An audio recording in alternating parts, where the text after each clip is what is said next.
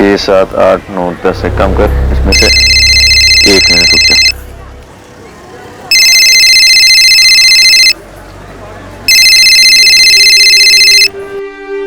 Hello, तुम्हारी बहन की डेड बॉडी पड़ी है, आके ले जाओ। कौन बोल रहा है? दिमाग तो सही है तेरा? एक बार में सुनाई नहीं देता है क्या? तुम्हारी बहन की बॉडी पड़ी है, आके ले जाओ। मेरी बहन? ये कब पैदा हो गई? अरे मेरी कोई बहन है ही नहीं। है कि नहीं वो तू देख, ये तेरा प्रॉब्लम है। हेलो हेलो हेलो,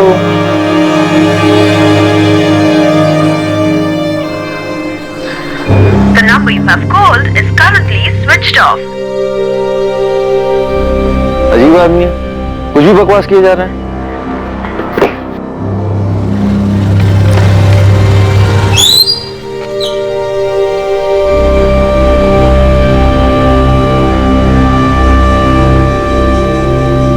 महाबलेश्वर के अमित भावे को जो फोन आया था, क्या वो कोई मजाक था? तुम्हारी बहन की डेड बॉडी पड़ी है, आकर ले जाओ। फोन करने वाले ने सिर्फ इतना ही कहा था, लेकिन अमित भावे की कोई बहन थी ही नहीं। अमित भावे अपने मां बाप एकनाथ और मीनाक्षी भावे की इकलौती औलाद था। क्या ये फोन, ये कॉलर ये जानकारी देना चाहता था कि किसी की मौत हुई है? जो जानकारी उसने गलती से गलत इंसान को दे दी थी, और ये मजाक नहीं था बल्कि सच था। क्या सच में कहीं किसी लड़की की मौत हुई?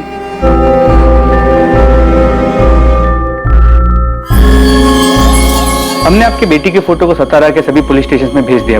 हम निकिता के दोस्तों से भी बात कर रहे हैं। निकिता के कॉल रिकॉर्ड से मोबाइल लोकेशंस भी मंगवाए। हमने हॉस्पिटल्स में भी चेक किया, लेकिन कहीं से कोई खबर नहीं मिली। प्रतापराव जी, कल घर में किसी बात को लेकर कोई झगड़ा हुआ था जिससे गुस्सा होकर? नहीं, कोई झगड़ा वगड़ा नहीं हुआ था। कल भी हमेशा की तरह निकिता कॉलेज के लिए सुबह निकली थी। कॉलेज से दोपहर में वो ट्यूशन जाती है और 4 बजे घर वापस आ ही जाती है।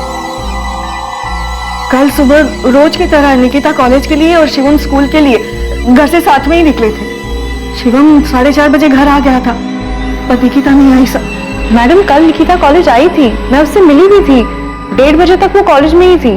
उसके बाद वो ट्यूशन क्लासेस के लिए गई होगी। आरती, मैंने निकिता के टीचर में पता किया, कल वो ट्यूशन गई नहीं। मैडम, मैंने टीचर से ही पूछा और अटेंडेंस रजिस्टर भी चेक किया। 27 अप्रैल को निकिता एब्सेंट थी। धवल जी, निकिता अक्सर छुट्टी करती है, रेगुलर क्लास आती है। वो तो रेगुलर क्लासेस आती है। बहुत अच्छी स्टूडेंट है।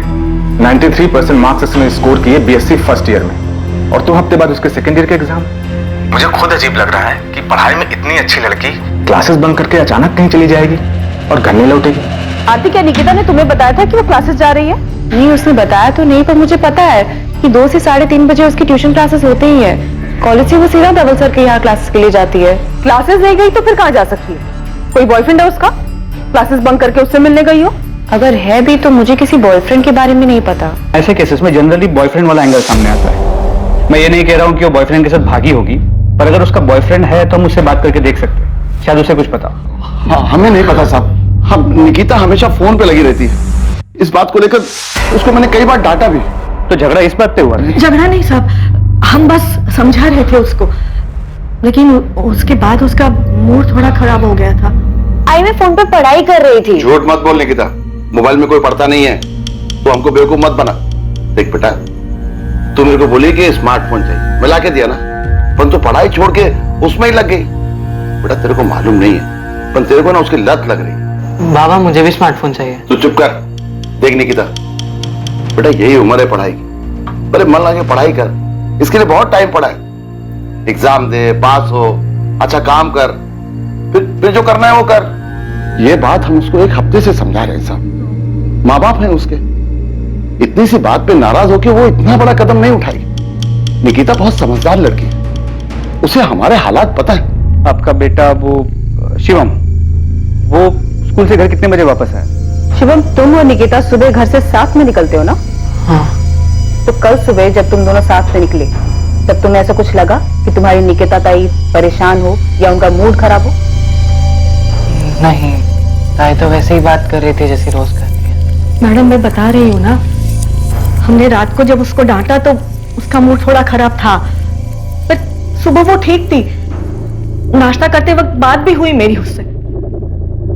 शिवम, तुम्हारी निकिता ताई ने तुमसे कभी किसी लड़के के बारे में बात की है? बात तो होती है, लेकिन ऐसा कभी कुछ नहीं होता। निकिता आप्टे की फोटो सतारा और पास के सभी इलाकों में सर्कुलेट कर दी गई। निकिता के कॉलेज के नोटिस बोर्ड पर भी निकिता की फोटो लगाई गई थी। निकिता को गायब हुए अब 2 दिन बीत चुके थे, पर उसका कहीं पता नहीं। निकिता को लेकर उसके मां बाप की चिंता और डर बढ़ता जा रहा था। तो निकिता के फोन रिकॉर्ड्स कल तक आ जाएंगे। तो निकिता के घर से कॉलेज करीब 20 मिनट की दूरी पे।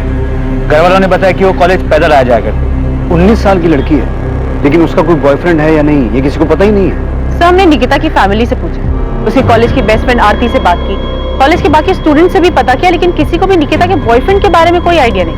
रूट चेक किया, घर से कॉलेज, कॉलेज से क्लासेस, क्लासेस से फिर घर किया, लेकिन 27 अप्रैल को क्लासेस गई ही नहीं। सर, निकिता के कॉलेज से घर वाले रूट पे कोई सीसीटीवी नहीं मिला, लेकिन उसके घर की दूसरी तरफ वाले रास्ते मानदेव चौक की तरफ से 20 मिनट की दूरी पर एक सुनार की दुकान है जहां सीसीटीवी लगा है। उसकी सीसीटीवी फुटेज में निकिता घर की तरफ जाती हुई दिख रही है। सर, ये फुटेज है। सर, ये देखिए, लड़की इस तरफ से आ रही है।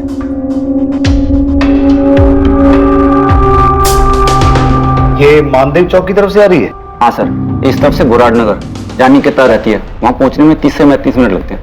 27 अप्रैल 3:45, मतलब इतना तो कंफर्म है निकिता ट्यूशन क्लासेस नहीं गई थी, क्योंकि इसके ट्यूशन क्लासेस बापर सर्कल के पास है, ठीक उल्टी तरफ, और ये दूसरी तरफ से आ रही है। ये पक्का क्लासेस बंक करके इस तरफ किसी से मिलने गई हुई।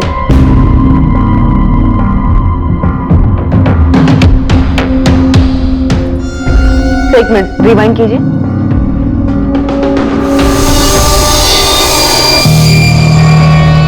सही देखिए, लड़की परेशान लग रही। मानदेव चौक से लेके बुराड़ नगर जहां निकिता का घर है, पूरा एरिया स्कैन करो। ये लड़की मानदेव चौक क्रॉस करती हुई नजर आ रही है। उसके आगे क्या हुआ, कहां गई, इस लड़की के गायब होने के सभी सवालों के जवाब वही मिलेंगे। निकिता आपसे भागी नहीं है, ये घर की तरफ ही लौट रही थी। यकीनन ये घर से भागी तो नहीं है। निकिता आप्टे को आखिरी बार जिस रास्ते से घर जाते हुए देखा गया था, पुलिस अब उस पूरे रास्ते को खंगालने वाली थी। इस तलाश में जो सामने आएगा वो बेहद हैरान कर देने वाला था, पुलिस के लिए और उलझन पैदा कर देने वाला। जिस रास्ते से निकिता 27 अप्रैल को घर जा रही थी, उस रास्ते में एक छोटा जंगल था। निकिता पुलिस को उसी जंगल में मिलने वाली थी।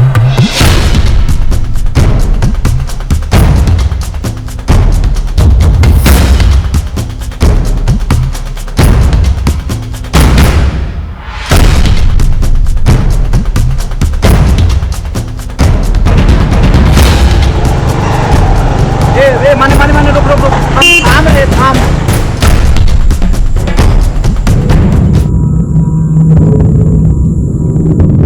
इसने आत्महत्या की है? सर, देख के तो ऐसा ही लगता है। सीसीटीवी फुटेज में प्रतिमा ने शायद सही पकड़ा था। ये लड़की किसी बात से परेशान लग रही थी।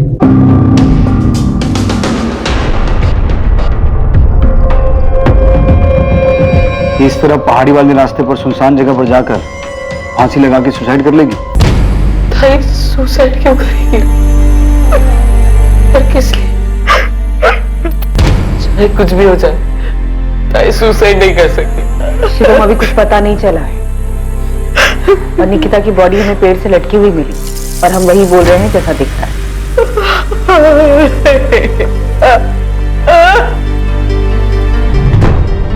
लड़की के गले की हड्डी टूटी हुई है, पेड़ पर लटकने की वजह से। लटकने की वजह से? आपका मतलब है इसने खुद? नहीं, मैं वो नहीं कह रहा हूँ। मैं ये कह रहा हूँ कि लड़की की मौत दम घुटने की वजह से हुई है, जो गले में इस रस्सी के दबाव के कारण हुआ है, और इसी रस्सी की वजह से गले की हड्डी टूटी है। पर मैं इस वक्त कंफ्यूज हूँ। क्यों? क्योंकि मरने के पहले इसके साथ रेप हुआ। रेप हुआ? रेप हुआ, और इसने खुद को बचाने की पूरी कोशिश की है। तो पहले इसके साथ जबरदस्ती की गई, फिर गला दबाकर मारा गया, और फिर पेड़ से लटका दिया? पक्के तौर पर नहीं कह सकता, क्योंकि गले पर सिर्फ रस्सी के निशान है, और हाथ से गला दबाने के निशान अलग होते हैं, जो नहीं है। डॉक्टर महात्रे, अब आप मुझे कंफ्यूज कर रहे हैं, क्योंकि जब बॉडी को पेड़ से उतारा गया था तो लड़की के शरीर के कपड़े जरा से भी इधर से उधर नहीं थे। कपड़ों को देखकर कोई ऐसा कह नहीं सकता था कि मरने से पहले इसके साथ रेप हुआ है। रेप तो कंफर्म हुआ है, क्योंकि लड़की के प्राइवेट पार्ट में जिस तरह चोट के निशान मिले, तो सीमेन? नहीं, बॉडी में सीमेन के रेसिड्यू नहीं है। पॉसिबिलिटीज है कि रेपिस्ट ने कॉन्डोम यूज किया। लड़की का हाइमन रेप में ब्रेक हुआ है, या लड़की सेक्सुअली एक्टिव थी, या नहीं, वो सेक्सुअली एक्टिव थी। तो आपके अकॉर्डिंग हम इस केस को क्या माने? रेप के बाद मर्डर, या फिर रेप के बाद आत्महत्या की तरह देखें? मुझे लगता है कि आपको ये केस मर्डर और सुसाइड दोनों एंगल से देखना चाहिए। इसमें सिवाय रेप के कुछ भी कंफर्म नहीं कहा जा सकता। सर, निकिता की फैमिली काफी सदमे में, कोई बात करने की हालत में नहीं। सर इतनी छोटी सी बात कि बाप ने डांट दी, सिर्फ इसलिए क्या ये लड़की इतना बड़ा कदम उठा लेगी, सुसाइड कर लेगी? अगर मान लें कि मोबाइल की वजह से डांट पड़ी और उसने सुसाइड कर लिया, तो सुसाइड से पहले जो रेप हुआ उसका क्या? सर अगर रेप हुआ है तो ये पर्सनल मैटर नहीं लगता। निकिता का फोन मिला? मैंने आसपास के एरिया को छाना, लेकिन निकिता का फोन कहीं भी नहीं मिला, नहीं उसके बैग में नहीं आसपास कहीं। तुम लोग उधर देखो और तुम उधर। मोहिते, वो झाड़ियों के पीछे देखो, एक एक जगह देखना, कोई जगह छूटनी नहीं चाहिए।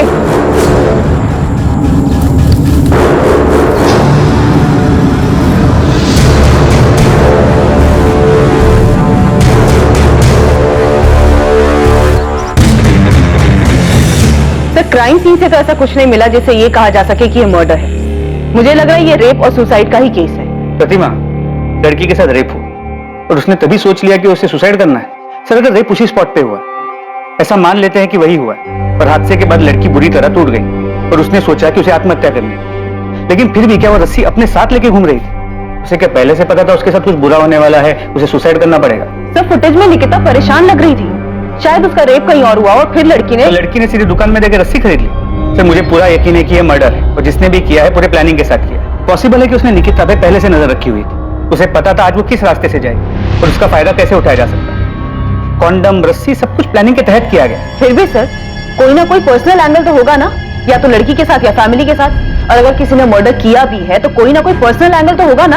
हाँ बिल्कुल, पर्सनल एंगल के पूरे चांसेस, लेकिन यहाँ पर मर्डर को सुसाइड का कलर दिया गया। शायद पोस्टमार्टम में कोई चूक हुई, स्ट्रैंगुलेशन मार्क दिखा नहीं, लेकिन सर लड़की इतनी जल्दी इतना बड़ा डिसीजन ले लेगी, वो भी रस्सी तैयार पहले से। हमें सबसे पहले जरूरत है निकिता की फैमिली से बात करने की, उसका बैकग्राउंड निकालने की। सुसाइड हो या मर्डर, इसमें कुछ तो पर्सनल है। शायद रेप का प्लान ना हो, मौके का फायदा उठाया गया हो, जो भी है हमें दोनों पॉसिबिलिटीज का पता करना हो। मोहिते, मुझे सतारा और सतारा के आसपास के सारे पुलिस स्टेशन से रेप और मॉलेस्टेशन के सारे केसेस चाहिए, और ऐसे केसेस में कौन सा हिस्ट्री शीटर बाहर है, कौन सा अंदर है या बेल पर, सबकी पूरी जानकारी चाहिए फौरन। माने बुराड़ नगर से लेकर मानदेव चौक के बीच में जितनी भी दुकानें हैं, सभी दुकानदारों को निकिता की फोटो दिखाओ और पता करो क्या लड़की ने हाल ही में कोई रस्सी खरीदी थी। मतलब उसमें सुसाइड है या मर्डर, ये तो जल्दी पता चल जाएगा। प्रताप राव जी, मैं आपकी तकलीफ समझ सकता हूँ। निकिता की पोस्टमार्टम रिपोर्ट के हिसाब से निकिता की मौत 27 तारीख शाम को ही हो गई थी। मौत का समय 4 से 6 के बीच का है। ये सीसीटीवी फुटेज हमें मानदेव चौक की एक दुकान से मिला है। निकिता उस दिन क्लासेस नहीं गई थी। आप लोगों को निकिता ने कभी बताया था कि कोई उसे परेशान कर रहा है या आपकी किसी के साथ दुश्मनी थी जिसका बदला लेने के लिए किसी ने निकिता के साथ ये सब? सर ताई सुसाइड नहीं कर सकती। निकिता सुसाइड नहीं कर सकती, लेकिन ऐसा कौन हो सकता है जो तुम्हारी बहन को या तुम्हारे परिवार को नुकसान पहुंचाना चाहता हो? मार्केट में 2 सब्जी की दुकान है मेरी, सालों से ये काम कर रहा हूं, कभी किसी से कोई लड़ाई झगड़ा नहीं हुआ। हमने पिछले 1 हफ्ते की सीसीटीवी फुटेज चेक की है और पिछले 1 हफ्ते में निकिता एक बार भी इस रास्ते पर नहीं दिखी। मतलब कि वो हर रोज कॉलेज से घर जाने के लिए मानदेव चौक वाला रास्ता नहीं लेती थी, और 27 तारीख से पहले क्लासेस में भी उसकी रेगुलर अटेंडेंस थी। लेकिन उस दिन इस रास्ते से वो क्लासेस बंक करके किसी को तो मिलने गई थी। उनको नहीं पता वो क्लासेस में छुट्टी मारती थी, तो वो छुट्टी करके किसको मिलने गई थी ये भी हमको नहीं पता। प्रताप राव जी, अगर आप हर बात में यही कहेंगे कि आपको कुछ नहीं पता, तो हम कैसे कार्रवाई करेंगे? नहीं पता है साहब, हम लोगों को कुछ पता नहीं है साहब। नहीं पता है कि निकिता इतनी सी उम्र में आत्महत्या क्यों करेगी, या किसी ने उसके साथ मेरी निकिता के साथ। सर ताई सुसाइड नहीं कर सकती। अगर उसे कोई तकलीफ होती तो वो उसका सामना करते अपनी जान नहीं लेती। मेरी ताई बहुत स्ट्रॉन्ग थी, सुसाइड नहीं कर सकती।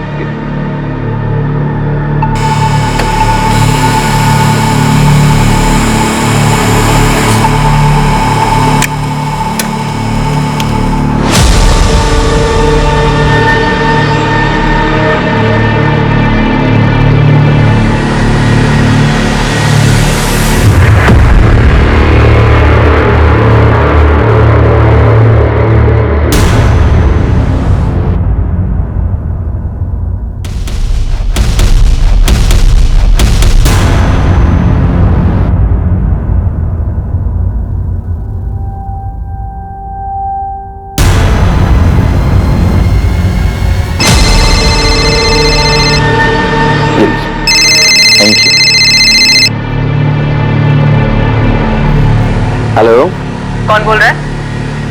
जी आप कौन बोल रही हैं? मैं सतारा से असिस्टेंट सब इंस्पेक्टर प्रतिमा दलवी बोल रही हूँ। जी मैडम, मैं अमित भावे बोल रहा हूँ, बताइए। इस वक्त कहाँ हैं आप? जी मैं अभी अपने दुकान पर हूँ, महाबलेश्वर मार्केट में। क्यों, क्या हुआ? निकिता आप्टे को जानते हैं आप? जी जानता हूँ। क्यों? कैसे जानते हैं? अरे क्या हुआ मैडम, आप इतने सवाल क्यों पूछ रही हैं? अमित, क्या आप जानते हैं कि निकिता मर चुकी है?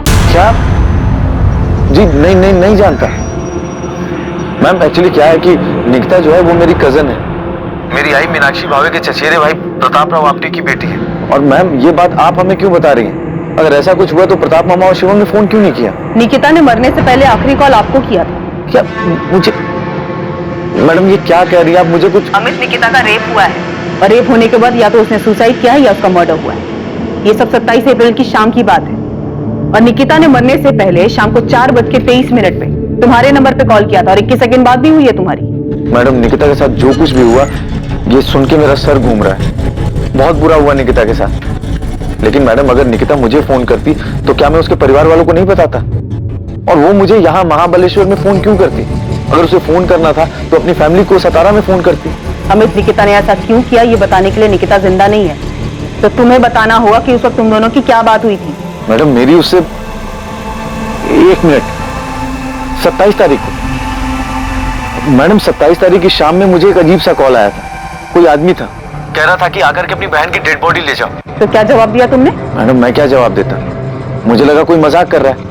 मेरी तो कोई सगी बहन है ही नहीं। अमित, वो कॉल तुम्हारी सिस्टर निकिता के फोन से आया था, तो तुम्हें कैसे नहीं लगा सिस्टर मतलब कजन सिस्टर भी हो सकता है? मैंने इस बात पे ध्यान क्यों नहीं दिया कि कजन सिस्टर भी तो हो सकती है। अमित, सतारा पुलिस स्टेशन तुरंत पहुंचो।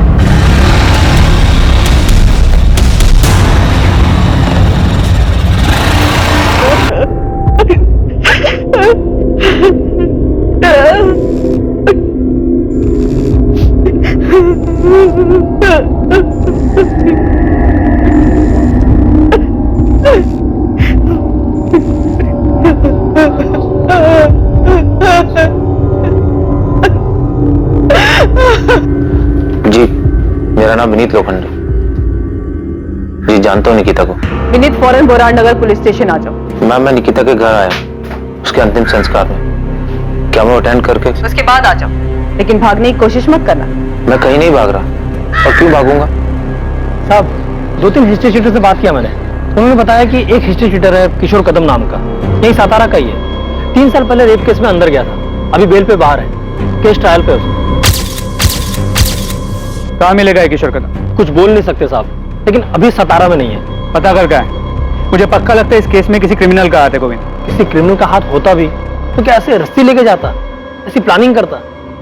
नहीं, मेरे को क्या लगता है ना, कुछ पर्सनल एंगल है। गोविंद थियरी मत बना, पता कर ये किशोर कदम कहाँ है, किस बिल में चुप के बैठा है। मुझे ये किशोर कदम जल्द से जल्द चाहिए।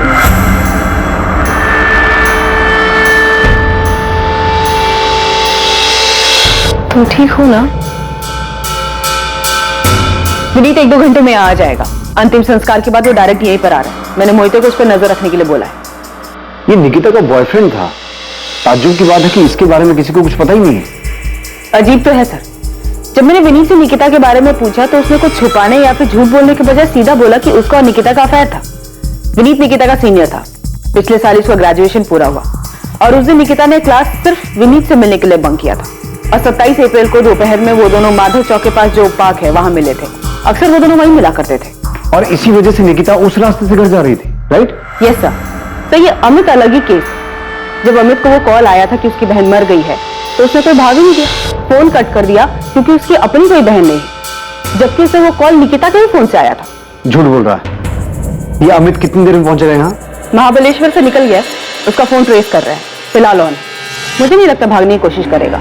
अमित भावे को महाबलेश्वर में निकिता के मोबाइल फोन से फोन आया था। तुम्हारी बहन की बॉडी पड़ी है, आके ले जाओ। मेरी बहन? अरे मेरी कोई बहन है ही नहीं। वो फोन जो अब लापता था। पर सवाल यह था कि अमित को कैसे कुछ समझ में नहीं आया, जबकि फोन खुद निकिता के नंबर से आया। और दूसरा सवाल कि यह कैसे हो सकता था कि किसी को पता ही नहीं था कि निकिता का विनीत लोखंडे नाम का कोई बॉयफ्रेंड है। सिर्फ यही नहीं, और भी बहुत सारी बातें थी जो इस केस में सामने आनी बाकी थी।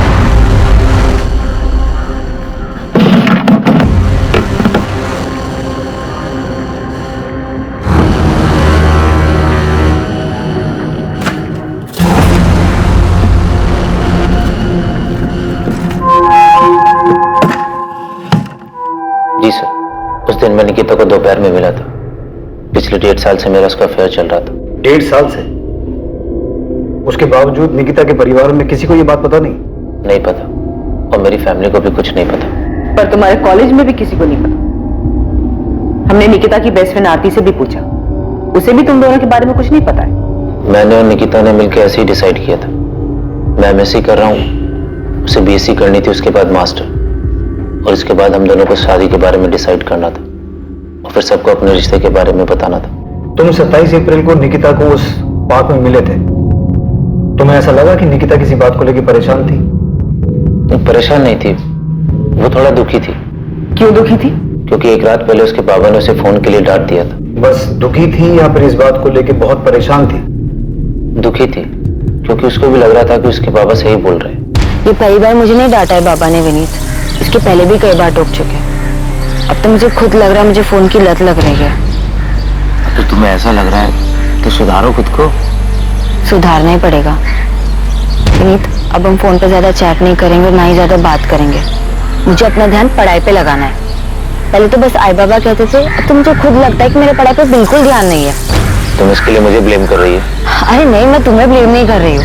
मैं बस ये कह रही हूँ कि जब तक मेरे एग्जाम्स नहीं खत्म हो जाते, ना ही हम ज्यादा बात करेंगे और ना ही मिलेंगे। ठीक।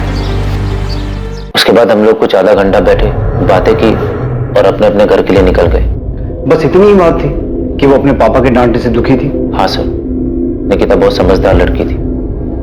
उसने कभी भी अपने आई बाबा की डांट को गलत तरीके से नहीं लिया। उसको पता था कि उसके आई बाबा अमीर नहीं है, उसकी पढ़ाई के लिए बहुत मेहनत कर रहे हैं।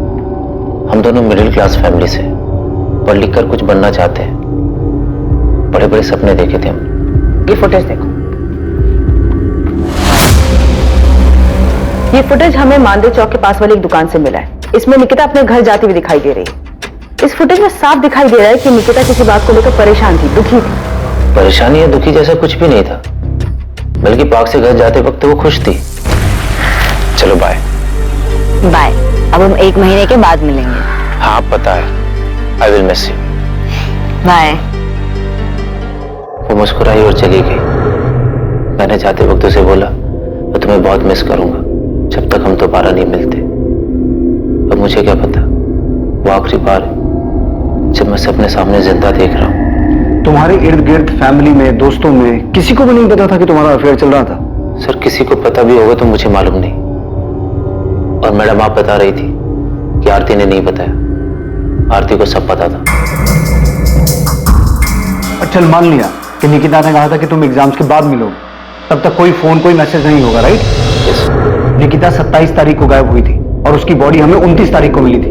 उससे पहले हमने पूरे शहर में पोस्टर लगवाए थे, यहां तक कि तुम्हारे कॉलेज के नोटिस बोर्ड पे भी उसकी फोटो लगवाई थी कि किसी को कुछ पता हो या पता चले तो वो आके बताए। तब भी तेरे किसी दोस्त ने बताया नहीं कि निकिता गायब हो गई है? और आरती ने भी नहीं बताया हमें ये सब। मैंने आपको बताया ना, हम दोनों ने मिलकर डिसाइड किया था कि फोन को साइड में रख के स्टडी पे फोकस करेंगे, और इसके बाद मैंने अपना फोन स्विच ऑफ कर दिया था। अच्छा, तो फिर आज ऑन क्यों किया? एग्जाम पास कर लिए तूने? नहीं सर, न्यूज़पेपर से पता चला कि क्या हुआ। इतने शौक में था कि समझ में नहीं आया क्या करूं क्या ना करूं। बहुत गिल्टी फील हो रहा था। क्यों गिल्टी फील हो रहा था? मेरी गर्लफ्रेंड के साथ इतना सब कुछ हो गया और मुझे पता ही नहीं चला। पिछले 1.5 साल से तुम्हारा अफेयर चल रहा था, राइट? और इस छोटे से शहर में किसी को तुम्हारे अफेयर के बारे में नहीं पता था, राइट? यस। तो इस 1.5 साल के अफेयर में तुम दोनों का फिजिकल रिलेशन बना? नहीं सर, निकिता ऐसी लड़की नहीं थी। उसने साफ साफ कह दिया था कि शादी से पहले हमारे बीच में ऐसा कुछ नहीं होगा। और तू भी उस तरीके का लड़का नहीं है, इसलिए तू इस बात पे मान गया। अब कहना क्या चाहती है मैडम? मैं निकिता से प्यार करता था, मैं उसके साथ फिजिकल होने के लिए रिलेशन नहीं बनाया था। सब आप ऐसे क्यों देख रहे हैं मुझे? तू नहीं था तो फिर कौन था जिसका निकिता के साथ फिजिकल रिलेशन था? तू झूठ पे झूठ बोले जा रहा है और तेरा हर झूठ पकड़ा जा रहा है। निकिता के साथ रेप हुआ था, लेकिन वो सेक्सुअली एक्टिव थी, इसलिए अब बकना बंद कर और बोलना शुरू कर। जी सर, हमारे बीच में फिजिकल हुआ था। ये बात मैंने इसलिए छुपाई ताकि निकिता की फैमिली को पता ना चले, नहीं तो बेकार में। क्या बेकार में? बेकार में क्या विनीत? निकिता मर चुकी है, उसका रेप हुआ था और रेप होने के बाद या तो उसने सुसाइड किया या उसका मर्डर हुआ। इससे ज्यादा क्या सदमा लगता है उसकी फैमिली को? तू क्या सोच रहा है? तो कुछ छुपाएगा तो बच के निकल जाएगा? मैडम जब मैंने कुछ किया नहीं तो मैं क्या छुपाऊंगा? हाँ, मैंने आपसे झूठ बोला कि हम दोनों के बीच में फिजिकल रिलेशन नहीं था, लेकिन हम दोनों के बीच में जो भी हुआ वो हम दोनों की मर्जी से हुआ था। निकिता पार्क से निकलते हुए खुश थी या ये भी झूठ बोल रहा है? मैडम, मैं कसम खा के कहता हूँ, मैं झूठ नहीं बोल रहा हूँ। निकिता पार्क से निकलते हुए खुश थी, उसे कोई परेशानी नहीं थी।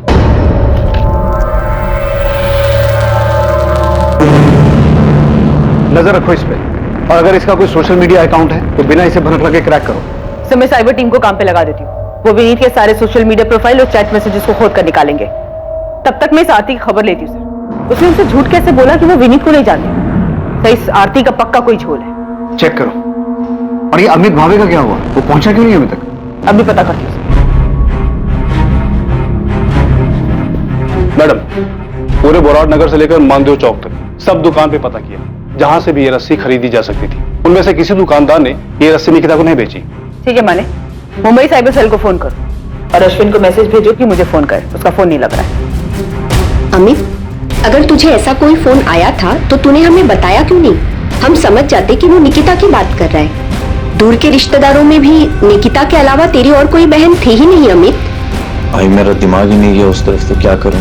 मीनाक्षी, अमित की कोई गलती नहीं है। अब कैसे किसी को पता होगा कि किसी रिश्तेदार के साथ ऐसा कुछ भी हो सकता है? भाई, निकिता का अपना परिवार है सतारा, तो कोई मुझे फोन क्यों करेगा? क्यों? इसलिए भी मेरा ध्यान नहीं गया उस तरफ। आप लोग मामा जी के घर जाओ, मैं पुलिस स्टेशन होकर के आता हूं। ये लड़की थी जो मानदेव चौक से बोराट नगर अपने घर जा रही पैदल।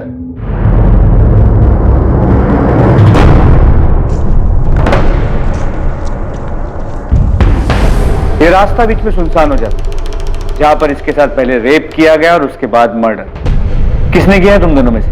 नरेश तूने? निचंदर तू? मुझे कुछ नहीं मालूम है। और वैसे भी जिस दिन कांड हुआ ना, मैं पूरा दिन अपने घर पे था, इधर आया ही नहीं। मैं भी साहब उस रास्ते से नहीं गया उस दिन। तुम दोनों ने इससे पहले भी इसी तरह का जुर्म किया है और ये पक्का तुम दोनों में से किसी का काम है। मुझे वो आदमी हर हाल में चाहिए जिसने ये रेप और मर्डर किया है। अगर किया होता तो वो गोविंद आया था ना, उसको बता देते ना। आपके डंडे खाने के लिए क्यों आते? 12 घंटे तुम्हारे पास, उसके बाद एक एक सेकेंड झेलना मुश्किल हो जाएगा, याद रखना। अबे मैंने कुछ नहीं किया यार। ये काम पक्का किशोर कदम का ही होगा। मोहित, मैंने पहले से गोविंद को इसका पता करने के लिए लगा दिया। तुम भी सतारा के बाद अपने पूरे नेटवर्क में इसके फोटो को पहुंचा दो। मुझे ये किशोर कदम हर हाल में चाहिए। यकीन ही नहीं हो रहा कि निकिता के साथ ऐसा कुछ हो सकता है। कोई बच्ची के साथ ऐसी दरिंदगी कैसे कर सकता है? पुलिस कह रही है कि निकिता ने आत्महत्या की। बकवास कर रही है पुलिस।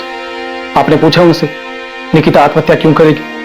क्यों करेगी वो ऐसा? सर, फोन अभी 1 महीने पहले ही बदला है। मैं अभी सारे नंबर नए वाले फोन में ट्रांसफर नहीं हूँ, इसलिए जब 27 तारीख को निकिता के नंबर से फोन आया तो पता ही नहीं चला कि वो निकिता का नंबर था। निकिता के फोन से किसी आदमी ने फोन किया था? जी, आदमी की आवाज थी। हेलो, तुम्हारी बहन की डेड बॉडी पड़ी है, आके ले जाओ। सर, मुझे समझ में नहीं आया कि ये अचानक से मेरी बहन कहां से आ गई।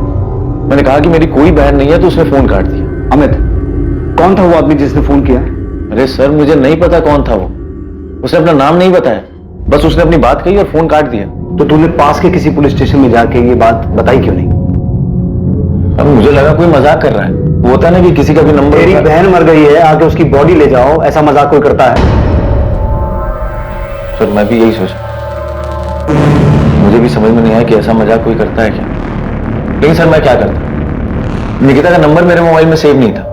अगर निकिता का नंबर मेरे मोबाइल में सेव होता और उस नंबर से फोन करके कोई ऐसी बातें करता तो मैं सोचता भी। तो सिर्फ नंबर आया था, नाम नहीं। एक बात बता, जिसने तुझे फोन किया उसने कहा तेरी बहन है, इसका मतलब है उसे पता था कि निकिता तेरी बहन है, बेशक दूर की है। और फिर उसने तुझे ही फोन क्यों किया?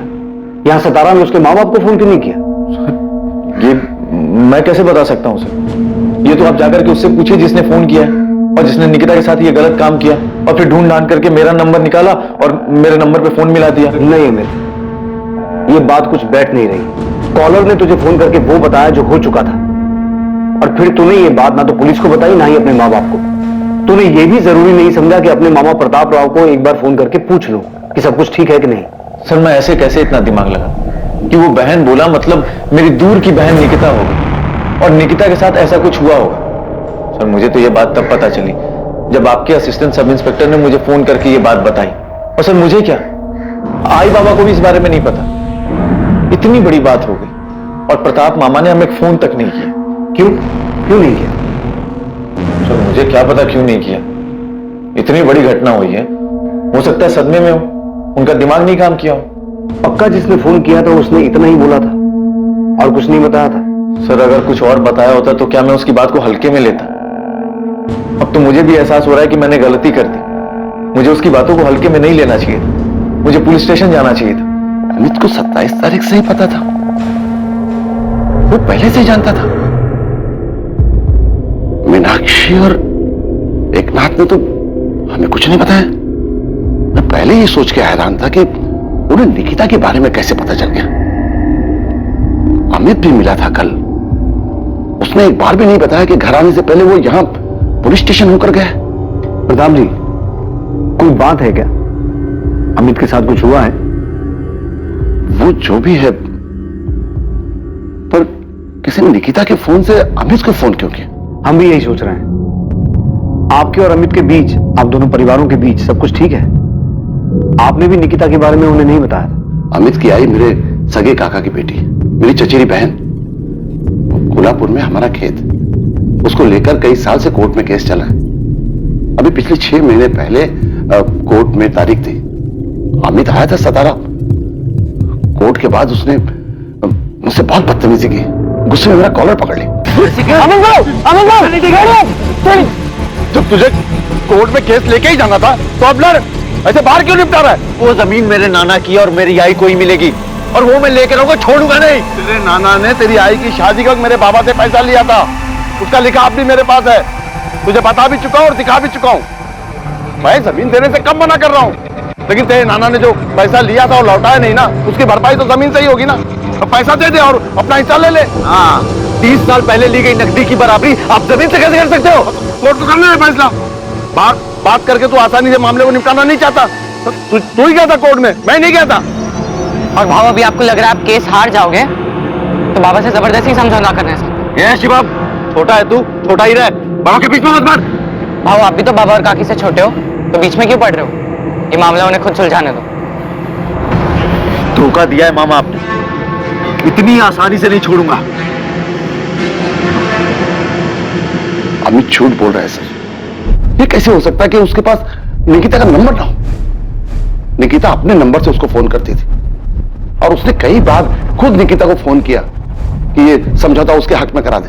अमित भाई, एक तरफ समझौता करना चाहते हो, दूसरी तरफ आप बाबा को धमकी देते हो, कोर्ट के बाद उनको कॉलर पकड़ते हो, बदतमीजी करते हो। आप समझते क्या अपने आप को?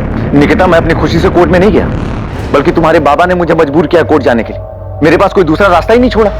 30 साल पहले मेरे नाना ने तुम्हारे दादा से 50,000 रुपए लिए थे और उस 50,000 का हिसाब बढ़ा चढ़ा करके तुम्हारे बाबा आज खेत में हिस्सा काट रहे हैं। अब तू बता, 50,000 रुपए में इतना बड़ा खेत मिलेगा क्या? भाव, आप अपना ये गणित ना मुझे मत समझाओ। हिसाब करना मैं आपसे ज्यादा अच्छे से जानती हूँ। बाबा आपके साथ कुछ गलत नहीं कर रहे। अगर तेरे दादा ने अपने भाई की बेटी की शादी में 50,000 रुपए दिए ना, कोई बड़ा काम नहीं किया। और वैसे भी ये चाचा की तरफ से अपनी भतीजी को शादी का गिफ्ट हुआ ना। वाह भाव, अब तो गिरगिट की तरह रंग बदलते। देखिए भाव, कोर्ट जाने का फैसला आपका था, हमारा नहीं। तो अब जो भी फैसला करेगी कोर्ट ही करेगी और हम सबको मानना पड़ेगा। निकिता, मुझे लगा था तू पढ़ लिख रही है तो थोड़ी अकल होगी तुझमें। तू अपने बाबा को समझाएगी कि परिवार में ऐसे झगड़े नहीं करते, लेकिन तू भी अपने बाबा की तरह बैल बुद्धि ही है, कुछ समझ नहीं है तुझमें भी। आपको समझ आ गया है ना? तो बार बार मुझे फोन करके परेशान मत करना कि अपने बाबा को समझा, ठीक है? बाय। तो क्या अमित ने कुछ किया? निकिता के साथ जो हुआ है वो...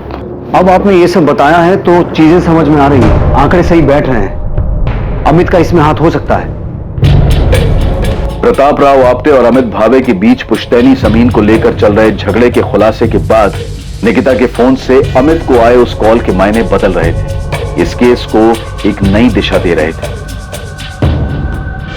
अमित भावे जिसे निकिता के फोन से गुमनाम फोन आया था, क्या वाकई वो फोन अमित के लिए किसी गुमनाम फोन की तरह था? जितना जल्दी हो सके अमित के फोन रिकॉर्ड मंगवाओ और महाबलेश्वर जाकर उससे जुड़े हर इंसान से पूछताछ करो। आपको लगता है कि कॉलर अमित को जानता था जिसने निकिता के फोन से उसे कॉल किया था? सचिन, पूरे चांसेस हैं कि अमित ने किसी को सुपारी दी हो और उस सुपारी किलर ने मौके का फायदा उठाकर मर्डर के साथ साथ रेप किया हो। आप मुझ पे ऐसे क्यों चिल्ला रही हैं? चिल्लाओ नहीं तो क्या तेरी आती उतारूं? 15 बार कॉल किया, 20 बार मैसेज किया कि कॉल बैक कर, लेकिन तूने कॉल बैक नहीं किया है। मैंने फोन इसलिए नहीं किया क्योंकि जो निकिता के साथ हुआ मैं उसके शौक में थी। 2 दिन से बीमार थी, मैं कॉलेज भी नहीं आ पाई। और अगर मैंने फोन नहीं किया तो आप मुझसे ऐसी बात करोगे, आरती उतारू मैं तेरी? तूने हमसे झूठ क्यों बोला कि तुझे नहीं पता था कि विनीत निकिता का बॉयफ्रेंड था? क्योंकि मुझे नहीं पता था कि अभी भी दोनों के बीच में कुछ चल रहा था। और अगर मुझे पता ही नहीं है तो मैं क्या बताऊं आपको? उनका क्या रिलेशनशिप था, कैसा था, मुझे नहीं पता। उनके बीच क्या था क्या नहीं ये बात की बात है। असल बात ये है कि निकिता का बॉयफ्रेंड था या नहीं था, जो बात तूने हमसे छुपाई। और अब आपको पता चल गया है ना, विनीत ने खुद बताया ना कि वो उसका बॉयफ्रेंड था। अब क्या चाहती है आप मुझसे? देखिए आप मुझे ना बार बार परेशान मत कीजिए। Thank you, bye.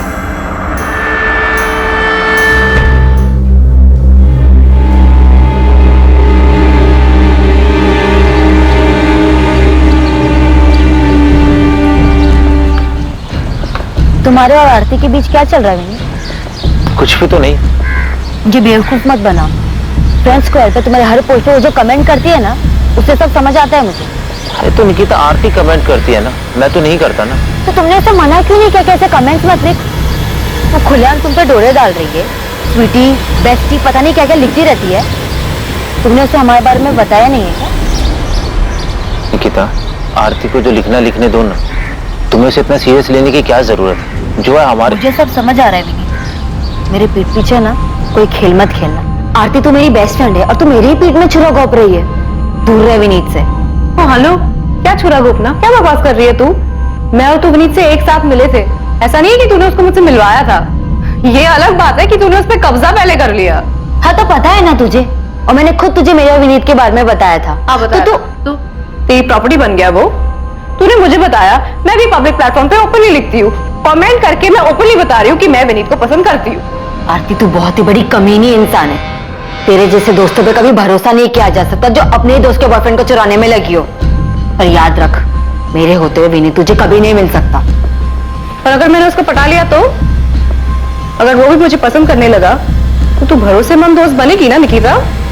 छोड़ देगी ना तू उसे?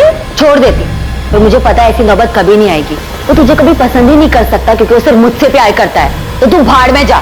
अरे भाड़ में तो तू जाएगी क्योंकि तू मुझसे डरती है, मैं तुझसे नहीं डरती, समझी?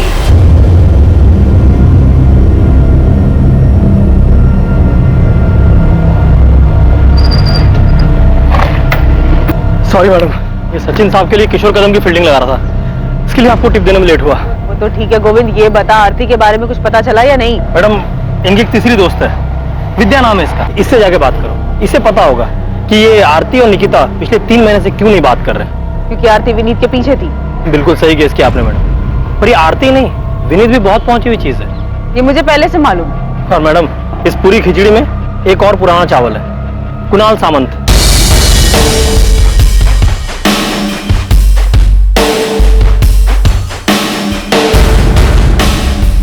आरती का कजिन है मैडम, हिस्ट्री शीटर है, चोरी, पॉकेटमारी, जुएबाजी यही सब करता है।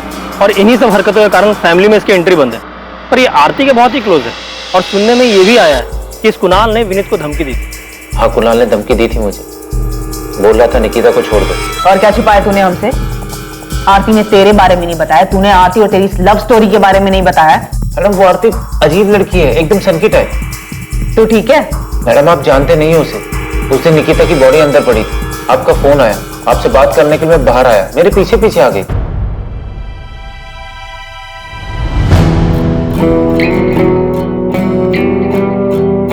किसका फोन था विनीत? पुलिस का? विनीत, अब तो निकिता नहीं रही ना, तो अब हमारे बीच कोई नहीं है ना? मैडम, आपको यकीन नहीं हो रहा है ना, तो मेरा फोन देखिए। आरती ने निकिता की मौत के बाद मुझे कैसे कैसे मैसेजेस किए, कितने मैसेज किए, चीप सन किया मैडम। निकिता की मौत को 2 दिन भी नहीं हुए थे, उसने मुझे धमकी देना और प्रपोज करना शुरू कर दिया था। पूरी तरह पीछे पड़ गई थी, जीना मुश्किल कर दिया। वो सन की है तो सीधा भोला भाला बेचारा लड़का है जिसके पीछे 2 लड़कियां फिदा हैं। अब ये बता कि तू निकिता से आखिरी बार मिला था, जो बात हुई थी वो भी तूने हमसे झूठ बोला था ना? एक तरफ आरती तांबे का निकिता को लेकर गुस्सा और विनीत को लेकर प्यार एक नई संभावना की तरफ इशारा कर रहा था, वहीं दूसरी तरफ महाबलेश्वर से एक ऐसी चौंकाने वाली खबर सामने आने वाली थी जो इस केस को एक नई दिशा देने वाली थी। यहाँ महाबलेश्वर में अपने पंटर ने पहली बॉल पे छक्का मारा है, धांसू खबर ढूंढ के निकाली है। ये अमित भावे अपने को एड़ा बना रहा है। गोविंद, फालतू के डायलॉग बंद कर और बता कि खबर क्या है। आपने जो किशोर कदम नाम का तीर अंधेरे में चलाया था, वो लगता है सही निशाने पे लगा है। मतलब अमित भावे का इस किशोर कदम से कनेक्शन है? बिल्कुल साहब। ये किशोर कदम पिछले 1 महीने से महाबलेश्वर में देखा गया है, और अकेला तो दिखा ही है, अमित भावे के साथ भी देखा गया है।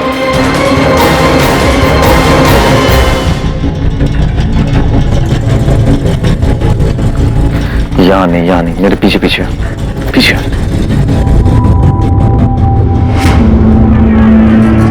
अमित भावे की दुकान पे जो दिनेश पुजारी नाम का लड़का काम करता है ना, उसको कोपचे में ले जाके पूछो, उसको सब मालूम है। एक काम कर, तू अमित पे नजर रख, मैं दिनेश को उठवाता हूँ। साहूकार विक्रम जाधव, मोहिते अब ये इस केस में कहां से अटका? सर, जब मैं निकिता के घर पे निगरानी पे था तभी इस साहूकार विक्रम जाधव को देखा था। तावराव ने जो सब्जी के 2 स्टॉल लगाए हैं उसके लिए उन्होंने साहूकार विक्रम जाधव से 15 लाख का कर्जा लिया है। जो हुआ वो नहीं होना चाहिए था, पर क्या कर सकते हैं? किसको मालूम था ऐसा कुछ होगा? नहीं मालूम था ना। मैं तुम लोगों का ख्याल रखेगा, तेरा भी शिवम का भी, समझ ला ना।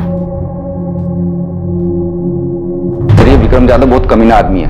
वो पैसा देता है लेकिन ब्याज और मूल के बदले और भी बहुत कुछ वसूलता है। बहुत कुछ मतलब जो लोग इससे कर्जा लेते हैं उनके घर की औरतों को अपने पास बुलाता है? हाँ सर, अभी 3 साल पहले मानदेव चौक का ये केस है सर। इसके चक्कर में पति पत्नी फंस गए, तब इस विक्रम जाधव के खिलाफ आत्महत्या के लिए मजबूर करने का मुकदमा दर्ज हुआ था।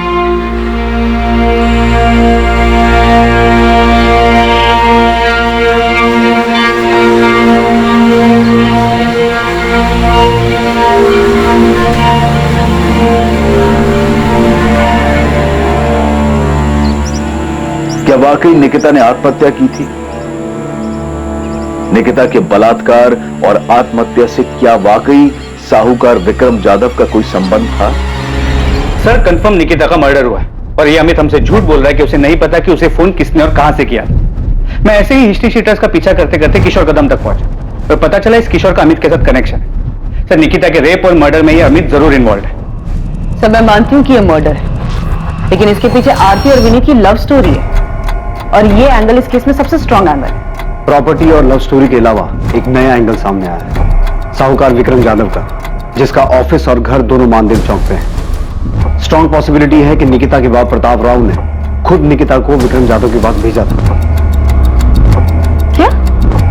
निकिता के बाप ने खुद से विक्रम के पास भेजा था? पर क्यों सर? क्योंकि प्रताप राव ने विक्रम जाधव से 15 लाख का कर्जा लिया हुआ है। निकिता शायद उसके पास चली तो गई, लेकिन इस सदमे को बर्दाश्त नहीं कर पाई और आत्महत्या कर ली। ये 3 दिन की छुट्टी क्यों चाहिए तुझे? भाऊ, वो मुंबई जाना है मुझे, वो छोटे बहन का कुछ काम निकल के है तो करके देने का है। चल ठीक है, 3 दिन या 4 दिन मत लगा देना। नहीं भाऊ, शुक्रवार तक आ जाऊंगा मैं। चल ठीक है, जा। अमित को जो गुमनाम फोन आया था, क्या उस आदमी ने अमित से वही कहा था जो उसने पुलिस को बताया था, या सच कुछ और था? आरती, तू टेंशन मत ले, खुश हो जा। विनीत अब सिर्फ तेरा है, बाकी पुलिस क्या करेगी और क्या बोलेगी ये सब तुम मेरे पर छोड़ दे। क्या प्यार के नाम पर विनीत के लिए आरती की दीवानगी सारी हदें पार कर चुकी थी, या निकिता की मौत का अपराध बोध उसके घर के भीतर इर्द गिर्द कहीं था, जिसकी कल्पना भी नहीं की जा सकती थी?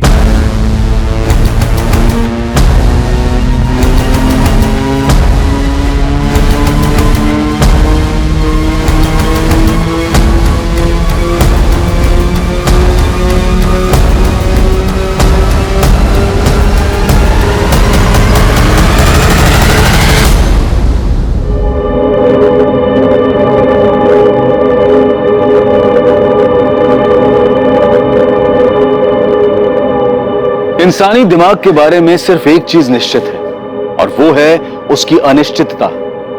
इच्छा और स्वार्थ इंसान की सोच को किस हद तक गिरा सकती है, इसकी कल्पना कर पाना भी असंभव है। वो क्या चीज है जो इंसान के दिमाग को गलत काम, जुर्म करने के लिए उकसाती है, ये कह पाना मुश्किल है।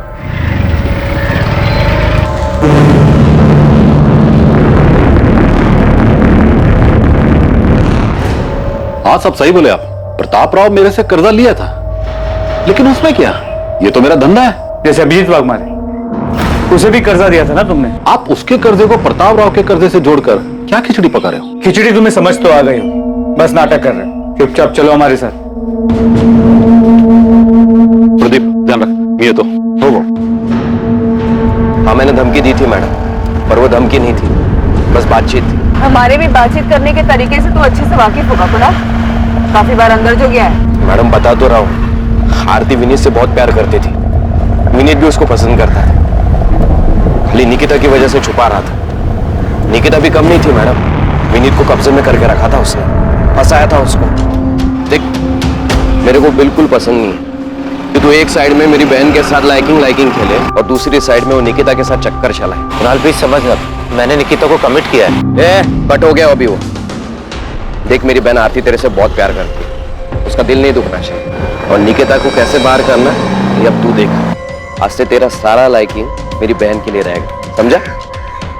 और अगर ऐसा नहीं हुआ ना तो मेरे को बहुत बुरा लगेगा, और तेरे को मालूम है मेरे को बुरा लगेगा तो मैं क्या करूंगा।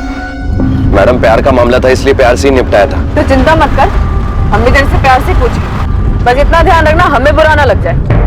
मैं कुछ समझा नहीं प्रदीप, तुम क्या कहना चाहते? अरे पुलिस जादव भाव को उठा के ले गई है पूछताछ करने के लिए। लेकिन क्यों? तुम्हारी लड़की के केस में प्रताप भाव तुमको चलना पड़ेगा, समझाना पड़ेगा उन लोगों को। हाँ साहब, देखा मैंने इस आदमी को, ये अपनी दुकान पे आया था अमित भाव से मिलने, फिर अमित भाव इसको तुरंत लेके बाहर चले गए थे। यहाँ नहीं मेरे पीछे पीछे पीछे। 27 अप्रैल को अमित को जो फोन आया था उसके बारे में जानते हो? जी साहब, मैं उस टाइम दुकान पे ही था अमित भाव के साथ। मेरी बहन ये कब पैदा हो गई? मेरी कोई बहन है ही नहीं। हेलो हेलो, अजीब आदमी है, कुछ भी बकवास किया जाए। ए दिनेश, एक काम कर, थोड़ा काउंटर सवाल में आता हूँ। जी बाबू। फिर अमित भाव थोड़ी देर बाद वहां से बाहर चले गए थे, बस उसके आगे मैंने कुछ नहीं सुना साहब। क्या वो फोन इस हिस्ट्री शीटर किशोर कदम ने किया था? अमित की इसी से बात हुई थी? दिनेश, तुम इकलौते आदमी हो जिसने अमित को किशोर कदम के साथ मिलते जुलते देखा था। अमित की प्लानिंग के बारे में और क्या जानते हो? साहब मेरे को जो कुछ भी मालूम था मैंने आपको सब कुछ बता दिया, और साहब आपको मेरे को सुरक्षा देनी होगी। साहब अमित भाव बहुत खतरनाक आदमी है साहब, उसको ये सब मालूम पड़ेगा। घबराओ मत दिनेश, तुम्हें कुछ नहीं होगा।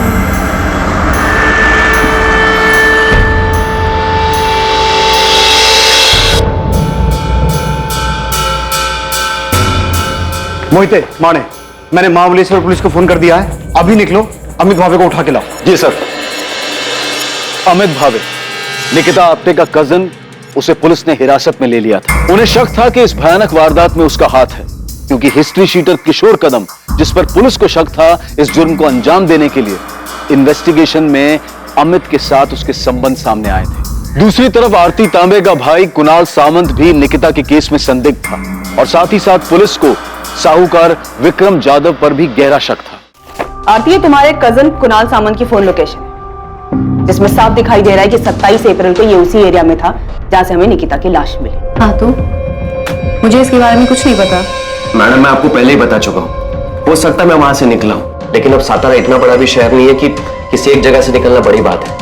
अब मैं वो दिन वो टाइम उधर से क्रॉस किया और उधर ही निकिता के साथ कुछ हुआ तो आप मेरे को फंसाओगे? मतलब क्यों आरती, इसने तुझे पहले सिखा दिया था ना कि पकड़े गए तो पुलिस के सामने यही बोलना है। मैडम अगर इसने इतनी स्मार्ट प्लानिंग की है जो आप बता रहे हैं, तो आप ये भी बताइए कि सेम टाइम पे ये इतना बेवकूफ कैसे हो सकता है कि क्राइम की जगह पे ये अपना फोन लेके जाएगा। देखिए मैडम, आपको पता चला कि मैंने विनीत को धमकी दी थी, लेकिन ये बात तो मैं आपको पहले भी कह चुका हूँ कि हाँ मैंने किया, और उसके बाद भी मुझे कुछ ऐसा करना होता तो मैं ऐसा थोड़ी ना करता जिससे आपको कोई सबूत मिले और आप मुझे सीधा पकड़ ले। नहीं कुणाल, तू हर चीज में फेल हुआ है। तूने निकिता के मर्डर को सुसाइड दिखाने की कोशिश की है, जिसमें तू कामयाब नहीं हुआ है, तो उसमें भी फेल ही हुआ है। ये क्या बात कर रही है मैडम? निकिता मेरे को जानती थी तो वो मेरे साथ किधर भी आती क्या? और वो भी तब जबकि उसको ये पता था कि मैंने विनीत को धमकाया था। ये सच बोल रहा है। धमकी वाली बात को लेकर निकिता ने मुझसे झगड़ा भी किया था। आरती, जब तेरे डोरे डालने से कुछ नहीं हो पाया तो तूने अपने लुच्चे लफंगे भाई को भेज दिया विनीत को धमकाने के लिए। तू मुझसे सवाल कर रही है? खुद को देखा है तूने? जब तू विनीत को रोक नहीं पाई मेरे पास आने से, उसको ब्लैकमेल करने लगी कि वो मुझसे दूर रहे। देख आरती, मुझे उसे ब्लैकमेल करने की कोई जरूरत नहीं है, क्योंकि वो तुझे पसंद ही नहीं करता। अच्छा, तुझे पता है मुझे प्राइवेट मैसेजेस करता है। आरती, विनीत मेरा बॉयफ्रेंड है, वो तेरे इस जाल में कभी नहीं फंसेगा। तो बेहतर यही होगा तो अपने ये डोरे किसी और पे डाल, शायद कोई फंस जाए। अगर वो तुझसे इतना ही प्यार करता है तो इतना डर क्यों रही है कि वो तुझे छोड़ के मेरे पास आएगा? विनीत मेरा है और सिर्फ मुझसे प्यार करता है। ये सारी बकवास ना तो अपने दिमाग से निकाल दे कि तेरे इस छिछोरे भाई को विनीत को धमकाने के लिए भेजेगी और वो तेरा हो जाएगा। क्योंकि ये सब करके भी तू देख चुके और बुरी तरीके से हार गई है। तो एक लूजर है और लूजर ही रहेगी, समझी? दूर रहे विनीत से। मैंने कुणाल से सिर्फ हेल्प मांगी थी और उस हेल्प का मतलब किसी को नुकसान पहुंचाना नहीं था। मेरा और निकिता का खुला झगड़ा था, सबके सामने था, हम छुप के नहीं लड़ रहे थे और इसके लिए मैं निकिता के साथ ऐसा कुछ करूंगी? मैडम मेरी हिस्ट्री है, मैं जुआ खेलता हूँ, पॉकेट मारता हूँ, लेकिन रेप जैसी गंदी हरकत मैंने कभी नहीं की और ना ही मैंने किसी का मर्डर किया। मैं जानता हूँ मैडम आप मेरे पे भरोसा नहीं करोगे, पर क्या निकिता मेरे पे भरोसा करती? वो मेरे साथ ऐसे ही आ जाती क्या? और मैं उसके साथ ऐसा सब कुछ करता तो वो चीखती चिल्लाती भी नहीं। कुणाल, निकिता का फोन कहाँ है? अरे मैडम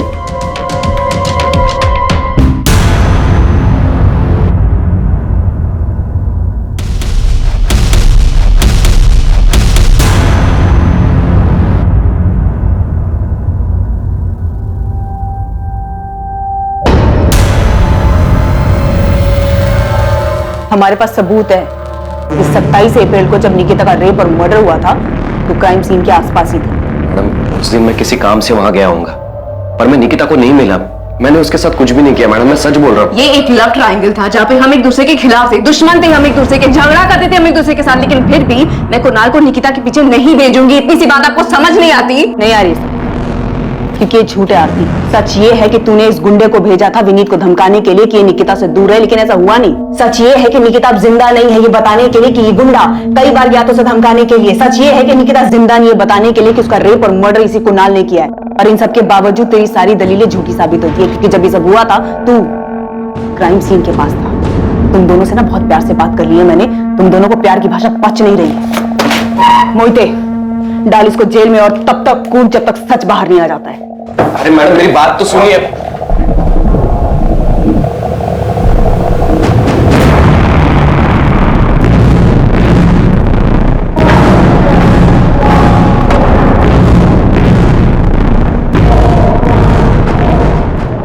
अगर हम विक्रम जाधव से पूछताछ कर रहे हैं तो इसमें आप इतना परेशान क्यों हो रहे हैं? आप मेरी परेशानी अच्छी तरह समझते हैं साहब। घुमा फिरा के आप यही कहना चाहते हैं ना साहब कि मैंने जादव बाबू से कर्जा लिया था और अपनी बेटी को उसके पास भेजा था ताकि ये कर्जा माफ हो जाए। हमने तो ऐसा नहीं कहा। तो फिर और क्या पूछेंगे विक्रम बाबू से आप? मेरी चचेरी बहन के बेटे अमित के खिलाफ सबूत है ना आपके पास, उसने किया है सब कुछ, पूछिए उससे। हम ना तो अमित भावे को बख्शेंगे ना ही विक्रम जाधव को, फिर चाहे आप खुद निकिता के पिता आके हमें ये क्यों ना कहें कि हमें किससे पूछताछ करनी है और किससे नहीं। आप ये कहना चाहते हैं कि एक बाप ने खुद अपनी बेटी को उस आदमी के पास भेजा था जिससे उसने कर्जा लिया था? प्रताप राव जी, हम किसी ऐसे नतीजे पर नहीं पहुंचे हैं, लेकिन आप जिस तरीके से जोर देकर इस बात पे अड़े हुए हैं कि हमें विक्रम जाधव से पूछताछ नहीं करनी चाहिए, उससे कुछ चीजों पर शक हो रहा है। आपके लिए बेहतर होगा हमें हमारा काम करने दीजिए।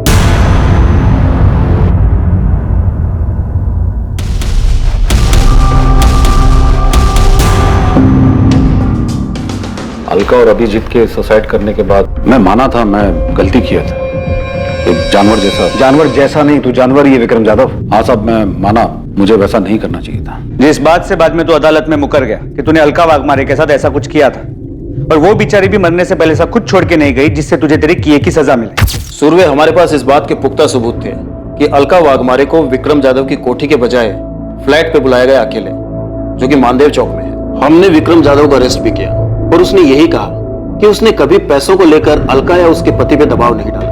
मूल तो छोड़ो, 2 साल से ब्याज भी नहीं दे पा रहे थे, जिसका इसने फायदा उठाया, और जब ये नहीं टूटा तो हमने इसके राइट हैंड प्रदीप को तोड़ा। एक आदमी और एक औरत ने सुसाइड किया प्रदीप, और तू जानता है कि ये सब तेरे उस जादव बाबू के इशारे पे हुआ है। देख, वो तो जेल में जाएगा ही, अगर तू नहीं बोला तो तू भी जेल जाएगा। सच बोल रहा हूँ, अलका मैंने खुद उधर आई थी। साहब ने खाली अभिजीत भाव को बोला था, अभिजीत भाव ने खुद अलका बहनी को उधर भेजा था साहब। जादव भाव, इनके घर का कीमत अभी कुछ 14-15 लाख होगा, उतने में हो जाएगा। भाव, मैं हाथ जोड़ता हूं भाव, ऐसा मत करो भाव, सर से छत मत छीनो भाव, मैं सारा पैसे दे दूंगा भाव। तू खाली बोलता है, लौटाता नहीं। शुरू में खाली 4 महीना तू ब्याज भरा है, उसके बाद हर बार तू आता है खाली जबान देकर चला जाता है। अभी क्या करेगा तेरा खाली जबान का मैं? जैसे ऐसे होगा पैसे दे दूंगा भाव।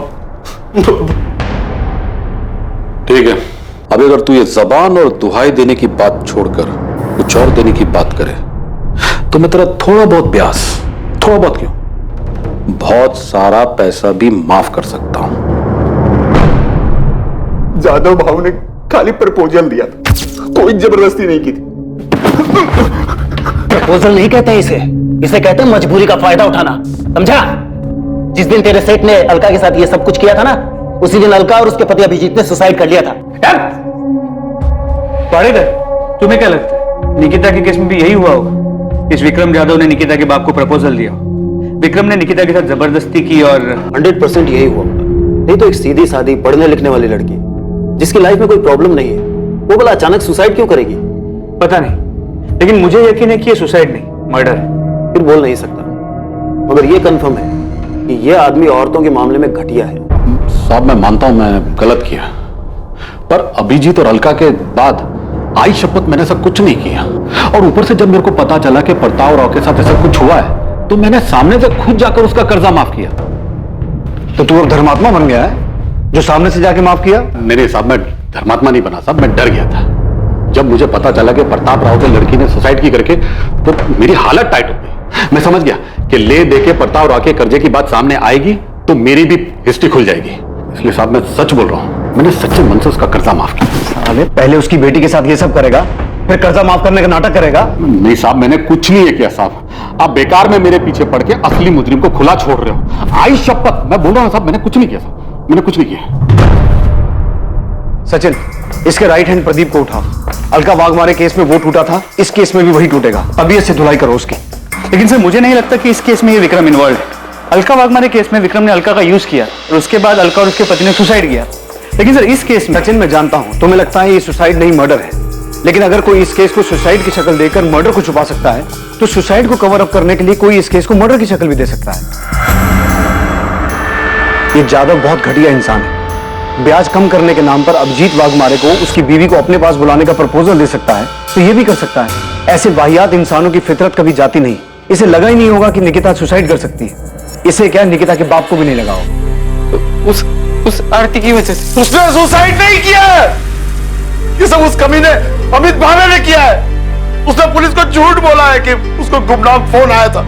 ये सब उस हिस्ट्री शीटर किशोर कदम ने किया है। पुलिस उस किशोर कदम को पकड़ नहीं पा रही है, इसलिए अपने आप को बचाने के लिए विक्रम की बलि चलाना चाहती है।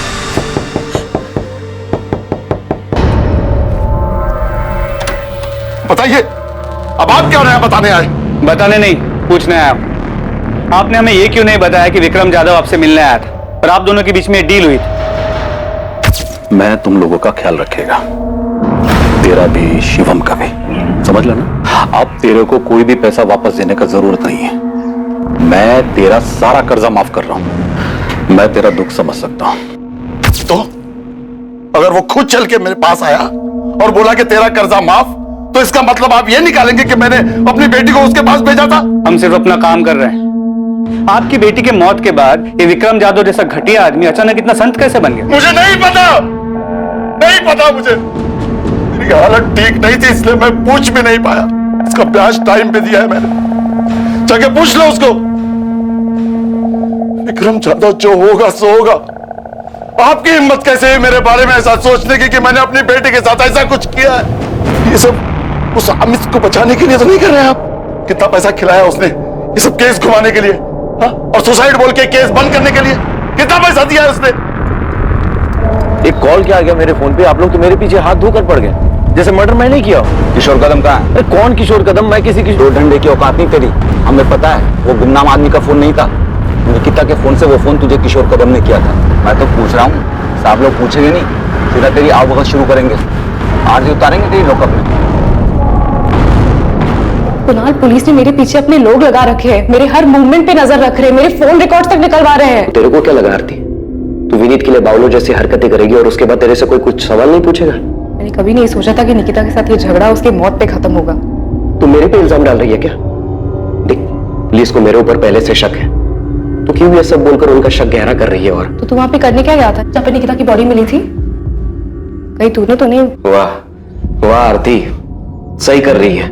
पर याद रख, अगर तू ये सब मेरे पर थोपेगी ना, तो तू भी मेरे साथ कटघरे में। मैं समझ गया तू कितनी सेल्फिश है। तूने विनीत के लिए मेरा यूज किया, और अब जब निकिता मर गई तो खुद को बचाने के लिए मुझे बलि का बकरा बना रही है। एक बात याद रख, अगर तू मुझे फंसाएगी ना तो तू भी नहीं बचेगी।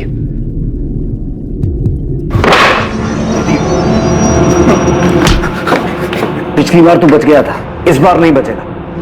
मैं सच बोल रहा हूं, तेरी लाश तक नहीं मिलेगी।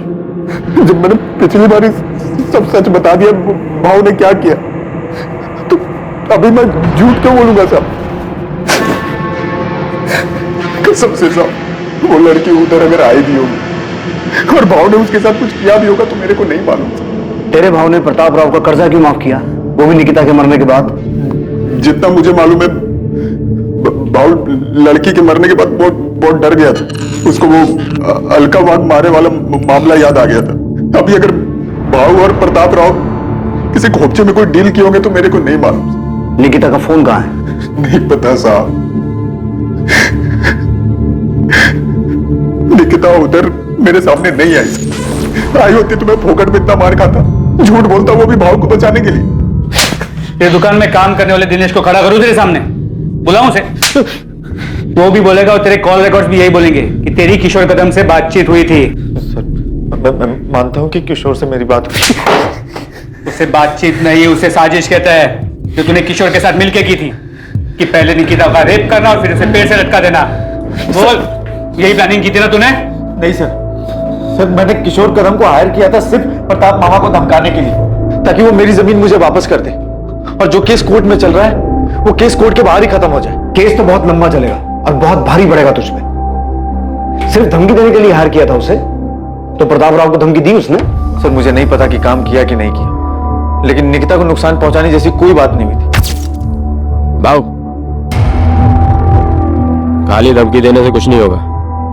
उनको मालूम हो जाएगा धमकी तुम दिलवाए। पहले से कितना लुच्चा है तुम लोगों का, मालूम नहीं है तुमको? अब लेकिन ऐसा कुछ और नहीं करने का है, सिर्फ धमकी देना है, सिर्फ धमकी। तो अभी बोले ना उसका एक बेटा है, एक बेटी है, दोनों में से किसी एक को। अरे नहीं, ऐसा कुछ नहीं कराना है। ठीक है, फिर खाली धमकी का 1 लाख लगेगा, 50 एडवांस। और एक बार धमकी देने से कुछ नहीं होगा, कम से कम 3-4 बार देनी पड़ेगी, तब जाके असर होगा। ठीक है, ये रहा एडवांस। और याद रहे, हाँ, सिर्फ धमकी देनी है, सिर्फ धमकी। किशोर कदम कहाँ है? सर, मुझे नहीं पता कहाँ है। तूने निकिता को इसीलिए टारगेट किया था ना कि तूने उसे सेटलमेंट करवाने के लिए फोन किया था और उसने तुझे उल्टा सुना दिया? नहीं सर, मैंने ऐसा कुछ भी नहीं करवाया और किशोर को सिर्फ मैंने जबानी धमकी देने के लिए कहा। और तुझे क्या लगा वो इतना दूध का दूल्हा है कि तू जितना कहेगा वो उतना ही करेगा? साले रेप की हिस्ट्री है उसकी। किशोर कदम का फोन कब से बंद है? जब से क्या? जब से निकिता के नंबर से मेरे नंबर पे फोन आया था तब से उसका नंबर बंद है। तुझे उस दिन फोन किशोर ने किया था, अपने फोन की बजाय निकिता के फोन से। उल्टा तुझे ही टोपी पहना गया वो, है ना? तो मुझे भी उस दिन 1 मिनट के लिए ऐसा ही लगा था कि कहीं किशोर ने कोई अलग कांड तो नहीं कर दिया, लेकिन मैं सच कह रहा हूं, उस दिन फोन पर किशोर नहीं था। अजीब आदमी है, कुछ भी बकवास किया जा रहा है। तो मुझे बाद में ठनका कि कहीं किशोर ने मुझे फंसाने की कोई चाल तो नहीं चल दी। सर, मैं बहुत घबरा गया था। मैंने किशोर को फोन किया, उसका फोन बंद आ रहा था। सर, आज तक बंद है। तो तू उसी टाइम समझ गया था कि बहन मतलब निकिता और किशोर ने 100% उसके साथ कुछ किया है? उस दिन किशोर को सिर्फ मैंने धमकी देने के लिए कहा था और कुछ नहीं। और जो फोन पे आवाज थी सर, वो किशोर की नहीं थी। सर, मैं सच कह रहा हूं, मैं झूठ नहीं कह रहा। उस समय तक सारे नंबर मेरे मोबाइल में ट्रांसफर नहीं हुए थे और किशोर को सिर्फ मैंने धमकी देने के लिए पैसे दिए थे। अच्छा, मतलब वो रेप और मर्डर उसने अपने मन से किए थे। चल, मान लिया हमने कि तू बहुत ही शरीफ आदमी है। जा महाबलेश्वर, जा अपने घर, जा आराम कर, जा।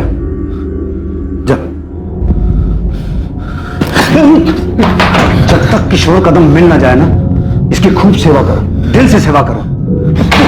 निकिता के साथ जो कुछ भी हुआ है, यही साला उसकी जड़ है। सर, मैं सच कह रहा हूं, मैंने कुछ नहीं किया सर।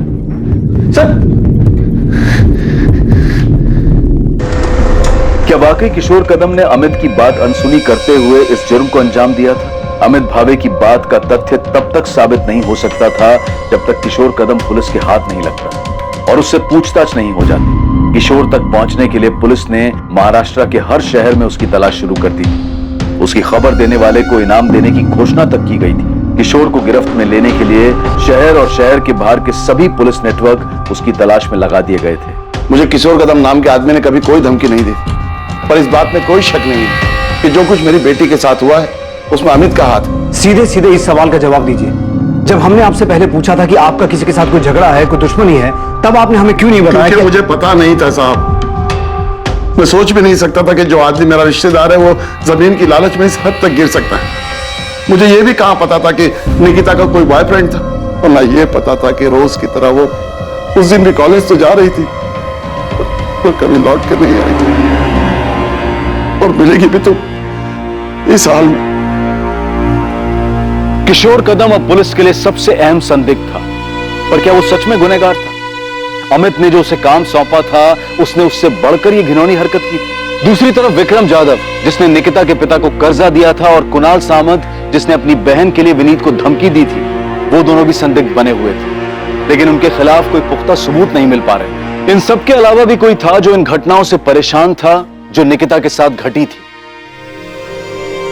ऐसा भी कुछ था जो निकिता का बॉयफ्रेंड विनीत शुरू से जानता था, या शायद बहुत कुछ जानता था जो उसने पुलिस को नहीं बताया था। क्या विनीत कुछ छुपा रहा था? सर, किशोर कदम कोल्हापुर में पकड़ा गया है। ग्रेट। इस केस की सबसे अहम कड़ी अब हमारे हाथ लगी है। प्रतिमा, क्या लगता है तुम्हें, विक्रम जाधव और कुणाल सामंत को अब अंदर रखने से कोई फायदा है? उनसे और कुछ मिल सकता है? सर, विक्रम जाधव के एंगल में अभी तक हमें कुछ भी नहीं मिला है। हमने काफी लोगों से पूछा, काफी छानबीन की, लेकिन किसी ने भी निकिता को उसकी कोठी या फिर उस फ्लैट के आसपास नहीं देखा जहाँ पे उसने अलका वाघमारे को बुलाया था। और कुणाल सामंत? सर, उससे भी हर तरीके से पूछताछ की, लेकिन वो टूटने को तैयार ही नहीं है। सर, मुझे अभी भी लगता है कि आरती का इससे लेना देना है। जो अमित के केस में है वो आरती के साथ भी हो सकता है। कि बात सिर्फ निकिता को विनीत से अलग करने की थी, लेकिन कुणाल उससे आगे बढ़ गया। सर, अब तो आरती को भी लगता है कि कुणाल ने किया है। बोल रहा हूँ ना साहब, मैं 27 अप्रैल को था ही नहीं इधर ही सतारा में। किशोर तो एक केस में बेल पे है ना, पर घबरा मत, इस केस में तो जेल नहीं जाएगा। हाँ साहब, इधर एनकाउंटर करके केस बंद करने का प्लान है, तो इधर ही ठोक दो ना। काय को काली पोपट सतारा में लेके जा रहे हो? मैंने तो सिर्फ अपना हिस्सा मांगा था। क्या गलत कर रहा था? क्या गलत था इसमें? ऐसे किसी गुंडे को पैसे देकर धमकी दिलवाना सही काम है? पैसे देकर धमकी इसलिए दिलवाई ताकि कोर्ट के बाहर से मामला सेटल हो जाए। अमित जो आदमी गुंडा है, पैसे लेकर धमकी दे रहा है, बहुत कुछ करेगा तो रोक लेगा उसे। फंसा दिया ना उसने तुझे। सोचा है कभी तेरी वजह से निकिता के साथ में क्या हुआ है? भाई, मैंने उससे नहीं कहा निकिता के साथ ये सब करने के लिए। मैंने तो सिर्फ उससे कहा। अमित, याद रखना, अगर ये पता चला ना कि निकिता के साथ में उसी ने सब कुछ किया तो तू भी उसी जुर्म में अंदर जाएगा। जरा से जमीन के लालच ने तुझे क्या से क्या बना दिया।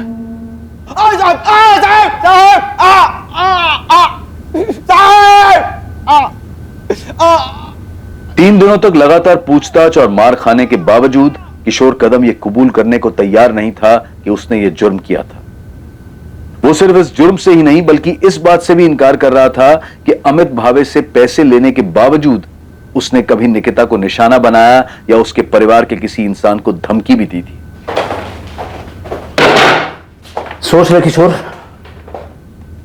यही सड़ता रहेगा, बाहर की हवा कभी नसीब नहीं होगी। ना तुझे ना अमित भावे को। थक जाओगे साहब, मैं फिर भी यही बोलूंगा। हम नहीं थकेंगे, हमारी चिंता मत कर। अब अगर अपनी सलामती चाहता है तो ये बता कि रस्सी कहां से खरीदी? हाथ से गला घोंट के मारा या रस्सी गले में डाल के? साहब, जब इतना मान के बैठे हो तो मेरे मुंह से सुनने का क्या मतलब? साहब, मैंने पैसा धमकी देने के लिए लिया था और वो भी नहीं दिया, खाली पैसा कब्जी किया। लड़की का छोड़ो साहब, उसकी फैमिली के किसी एक आदमी के पीछे नहीं गया मैं। आप लोग मेरे को एड़ा समझते हो क्या?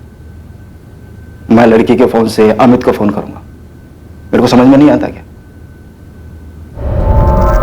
क्या देख रहे हो साहब, मैंने उस लड़की के साथ कुछ भी नहीं किया है। किसने नहीं किया? विक्रम जाधव ने नहीं किया, कुणाल सामंत ने नहीं किया, तो फिर किया किसने?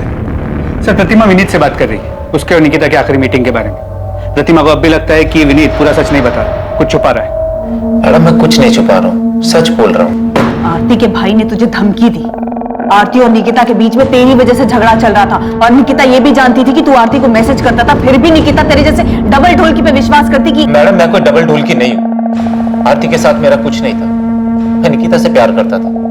हाँ, कुछ टाइम के लिए मैं आरती की तरफ अट्रैक्ट हो गया था, और निकिता कुछ ज्यादा इस बात से डर गई। और इसी बात का डर उसे उस दिन भी था ना?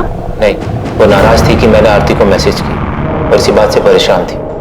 वो ये समझ ही नहीं रही थी कि वो मुझे लेके बहुत ज्यादा पोजेसिव हो रही थी। परेशान हो गया था उसकी इस आदत से। और इस परेशानी का हल तूने ये निकाला कि उसे। नहीं, बिल्कुल नहीं। हाँ, बस थोड़ा तंग जरूर आ गया। निकिता, तुम सिर्फ अपने बारे में सोचती हो, तुम्हें जो ठीक लगता है वही हो, और मैं चाहूं या ना चाहूं मुझे भी वही करना पड़े। अब मुझे भी लग रहा है कि मुझे सोचने के लिए टाइम चाहिए। क्या सोचने के लिए टाइम चाहिए? कि क्या बहाना बना के मुझे छोड़ सको, कैसे उस आरती के पास जा सको। मुझे अपने बारे में सोचने के लिए टाइम चाहिए, क्या सही है क्या नहीं। हर बात तुम्हारे और आरती के बारे में नहीं होती। पक चुका हूं यार तुम दोनों से। क्या कहा तुमने? तुम पक चुके हो मुझसे? निकिता, हमें एक दूसरे को थोड़ा टाइम देना चाहिए, ये हम दोनों के लिए अच्छा रहेगा।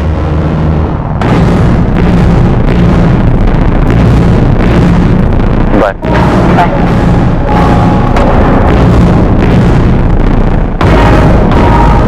आरती को लेकर उस दिन फिर हमारे बीच में झगड़ा हुआ। निकिता भी थोड़ी अपसेट हो गई थी, मैं भी परेशान हो गया था, इसलिए मैंने निकिता को उसके बाद कॉल नहीं की।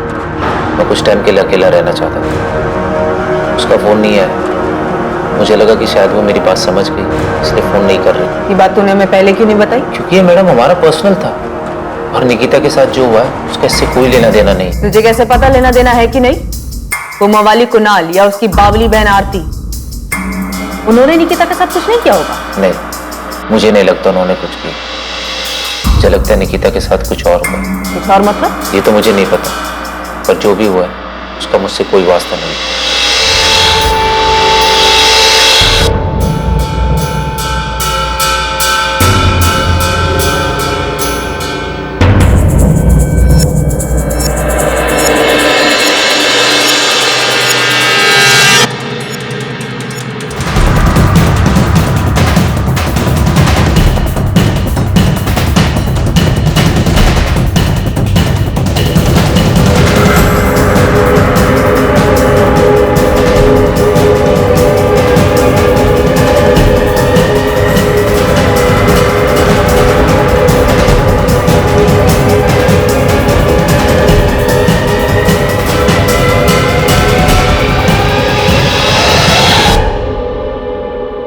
सर, मुझे लगता है कि हम इस बात पे अटक गए हैं कि निकिता का मर्डर हुआ है, जो कि इन सस्पेक्ट में से किसी ने अपना मकसद पूरा करने के लिए किया है। प्रतिमा, फिर से ये मत कहना कि तुम्हें अब भी लगता है कि ये सुसाइड का केस। प्रतिमा, अगर सुसाइड किया हो तो उसके पीछे कोई रीजन तो होना चाहिए। विक्रम जाधव की थ्योरी में कोई भी सुराग सामने नहीं आया कि उसने निकिता के साथ रेप किया, इसी वजह से उसने सुसाइड किया। तो फिर क्या हो सकता है? पता नहीं सर, पर मुझे अभी भी लगता है कि कुछ तो था जिसकी वजह से निकिता दुखी थी। ये हमने सीसीटीवी फुटेज में भी देखा है। प्रतिमा, हमें यह भी पता है कि उसके मरने से पहले उसके साथ रेप हुआ था। यस सर, याद है मुझे। सर, ये सुसाइड नहीं, मर्डर है। अगर हम ये मान भी लेते हैं कि विक्रम जाधव ने उसके साथ कुछ किया था, वो उसे बर्दाश्त नहीं कर पाई और उसने सुसाइड कर ली, तो तब भी उसके फोन के गायब होने के पीछे क्या कारण हो सकता है? क्या उसने सुसाइड करने से पहले अपना फोन खुद फेंक दिया, जो आज तक नहीं मिला? सर, इससे ये साफ हो जाता है कि ये सुसाइड नहीं, मर्डर है, और ये मैं 100% श्योर होकर कह सकता हूं। और फिर उसी रस्सी से उसे पेड़ से लटका दिया गया, इसीलिए उसके गले पे सिर्फ रस्सी का निशान, और पेड़ पे लटकाने की वजह से उसकी गर्दन की हड्डी टूट गई, जो हमें कंफ्यूज कर रही है। सर, क्राइम सीन पे निकिता का फोन नहीं मिला है, जिससे ये साफ होता है कि जिसने भी निकिता को मारा है वो उसका फोन अपने साथ लेकर चला गया। पर ये हो कौन सकता है? सारे हिस्ट्री शीटर्स को हमने तोड़ा है, उन पर नजर रखे हुए हैं, उनमें से कोई नहीं है, तो फिर है कौन? इस केस में अपराधी कौन था या फिर कौन थे, ये पता लगाना बहुत मुश्किल हो रहा था। हर एक एंगल के खुलने के बावजूद निकिता की मौत के पीछे के मकसद तक पहुंच पाना लगभग नामुमकिन सा लग रहा था। अब केस ठंडा पड़ चुका था, महीनों गुजर चुके थे। 27 अप्रैल 2019 को इस जुर्म को अंजाम दिया गया था, और अब अक्टूबर 2019 आ चुका था। लेकिन अचानक इस केस को एक नई दिशा मिलने वाली थी, एक नया रास्ता खुलने वाला।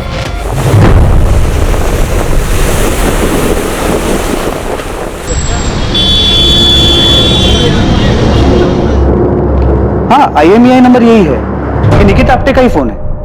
कहाँ ऑन हुआ ये फोन? मुंबई में ऑन हुआ? जी सर। और निकिता के फोन में जो नंबर यूज हो रहा है वो ये है 44761। इस नंबर की पूरी डिटेल्स मंगवा ली है। हमने अपने नंबर से कॉल नहीं किया, मोहिते को भेजा है PCO से कॉल करने के लिए, ताकि पता चल सके कि ये नंबर ऑन है या नहीं। सर, ये नंबर ऑन है। मैंने PCO से फोन किया, ऐसे ही कोई नाम बदल कर बात की। किसी आदमी ने फोन उठाया था, बोला कि आपने जो नंबर लगाया रॉन्ग नंबर है। मैंने पूछा ये मुंबई का नंबर है? उसने कहा हाँ। सर, मैंने उससे और कुछ नहीं पूछा, ये सोच करके कहीं वो अलर्ट ना हो जाए। गुड, एड्रेस निकालो और उठाओ इस आदमी को। जी सर। और उसे पता ना चले कि हम उसके पीछे हैं।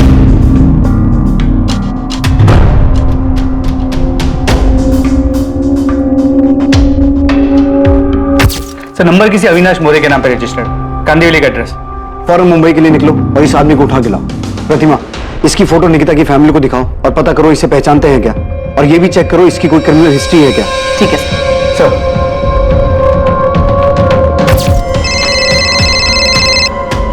हाँ प्रतिमा, इस अविनाश मौर्य का कुछ मिला?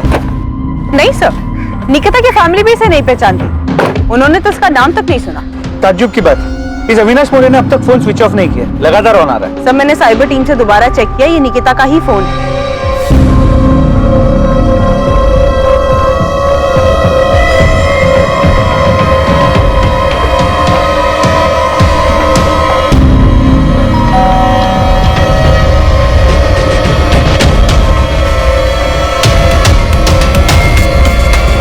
जी अविनाश मौर्य, जी भाई हूँ। तू जो फोन यूज करता है वो कहाँ है? आप लोग हैं कौन और ये पूछ क्यों रहे हैं? सतारा पुलिस। और साहब आप मेरा फोन क्यों देखना चाहते हैं? क्योंकि वो फोन तेरा नहीं, किसी और का है। नहीं, ये तेरा फोन नहीं। साहब ये मेरा ही फोन है। तेरा नंबर 444761 3 दिन पहले एक फोन में एक्टिव हुआ था, वो फोन कहाँ है? साहब लेकिन हुआ क्या है? 3 दिन पहले तेरा नंबर जिस फोन में एक्टिव हुआ था वो फोन सतारा के निकिता आप्टे का है, जिसका 6 महीने पहले रेप और मर्डर हुआ है। वो सब तो मुझे पता नहीं है, लेकिन इसी फोन में मैंने 3 दिन पहले सिम डाला था। अविनाश वो फोन ऐसे नहीं, ऐसे दिखता है। सर इसे लॉकअप में ले जाके पूछते हैं, तब याद आ जाएगा इसे। अरे साहब इसमें याद क्या करना, मैं सच कह रहा हूँ साहब। साहब मेरा फोन खराब हो गया था, डिस्प्ले गया था उसका, मैंने उसे बनने के लिए डाला था और राजू की दुकान से काम चलाने के लिए ये फोन मैंने 1000 रुपए का खरीदा था। चल राजू के दुकान पे ले चलो। हाँ चलो साहब। चल राजू इनको बताओ कि ये फोन मैंने तुमसे ही खरीदा था ना? हाँ साहब, ये फोन मैंने ही बेचा था उसको। इस फोन का जो IMEI नंबर है वो उस लड़की के फोन का है जिसका सतारा में 6 महीने पहले रेप और मर्डर हुआ। IMEI नंबर सेम है, लेकिन उसका फोन ये था। हमारे पास एक कंफर्मेशन है कि निकिता के फोन का मॉडल ये है, और हमने ये भी कंफर्म किया कि इस फोन का जो IMEI नंबर है वो निकिता के फोन का। साहब ये जो आप फोटो दिखा रहे हैं ना फोन का, ये बिकने के लिए आया था मेरे पास, मैं ही खरीदा था। किससे खरीदा था? ऐसे ही चलते फिरते एक बंदा आया था बेचने के लिए। मेरे को ये फोन बेचने का है, बंद पड़ा है, चल नहीं रहा। चल ही नहीं रहा है? नहीं। अरे भाई इसका तो बॉडी भी डैमेज है, मेरे भी किसी काम का नहीं, खरीद के करूंगा क्या इसको? अरे देख लो, मोबाइल का दुकान है, कुछ काम आ जाएगा आपके, जो भी दोगे चलेगा मेरे को। मैं बोला 200 रुपए से ज्यादा नहीं देगा, वो बोला ठीक है और बेच के चला गया। तो फिर वो टूटा हुआ फोन कहाँ है? और उस फोन का IMEI नंबर इस अविनाश के फोन में कहाँ से आया? ये फोन का बॉडी एकदम डैमेज हो गया था, बैटरी वैटरी सब ठीक था, तो मैंने बाहर का बॉडी निकाल के फेंक दिया और अंदर का माल मटेरियल जुगाड़ करके ये फोन में फिट कर दिया। तुम्हें ये फोन किसने बेचा? उसका नाम क्या है जिसने बेचा? नाम तो याद नहीं साहब, 1-2 महीना हो गया अभी। देख राजू, हमें वो आदमी चाहिए, और अगर वो नहीं मिला ना हम तेरी जन्म पत्री बना देंगे कि तूने सतारा में उस लड़की के साथ रेप और मर्डर किया। खाली पीली मेरे को काहे को फंसा रहे साहब, मैं तो खाली फोन खरीदा था। जिसने फोन बेचा उसका हुलिया याद है? साहब याद करने की कोशिश करता हूँ साहब। नहीं, ये भी नहीं, ये नहीं, ये था ना? नहीं साहब ये भी नहीं था। जैसा वो सब बोले ना वैसा मैं आपको उसका हुलिया बताने को तैयार हूँ। सच्ची साहब, जितना याद है सब बताऊंगा, बिल्कुल नहीं घुमाऊंगा, कसम से।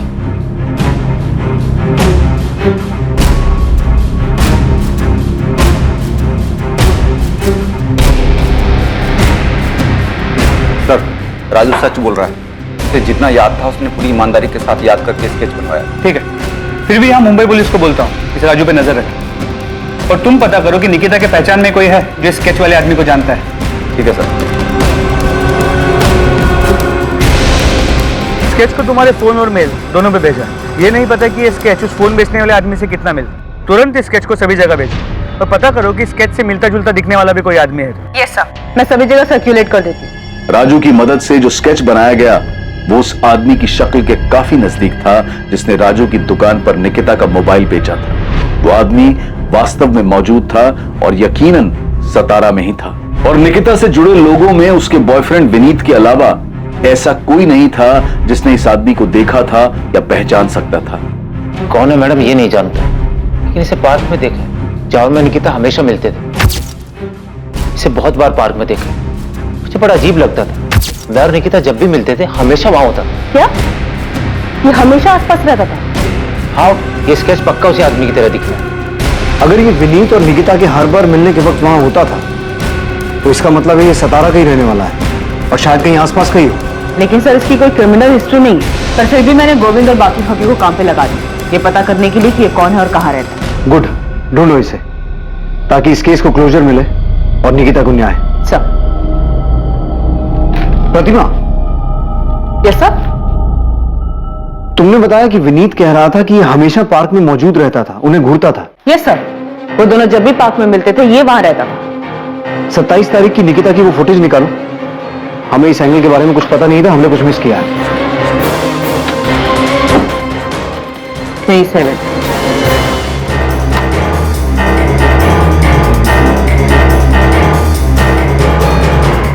ये निकिता निकली, इसके पीछे तो नहीं दिख रहा है। एक काम करो, निकिता के दिखने से 5-10 मिनट पहले का फोटो चेक करो।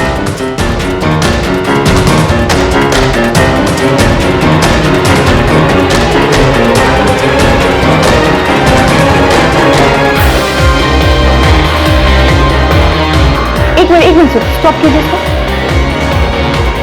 अब नॉर्मल कीजिए। यही है वो, तो यही है।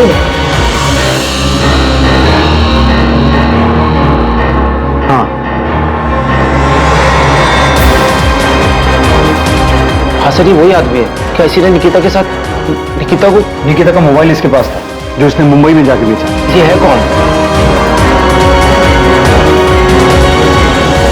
साहब इस तरफ प्रशांत केलकर नाम है इसका, इलेक्ट्रिशियन है, यही सातारा का ही है।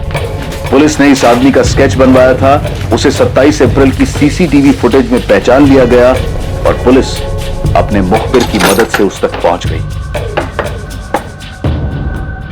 जी चल आजा। क्या हुआ साहब, क्या बात हो गई? साले 6 महीने से भटका रहा है, पूछ रहा है क्या हो गया? मुझे नहीं पता क्या हुआ। चल अब चल। प्रशांत केलकर नाम है उसका, इलेक्ट्रिशियन है। विनीत ने बताया कि निकिता विनीत जब भी पार्क में मिलते थे ये हमेशा वहां होता था। ये कौन?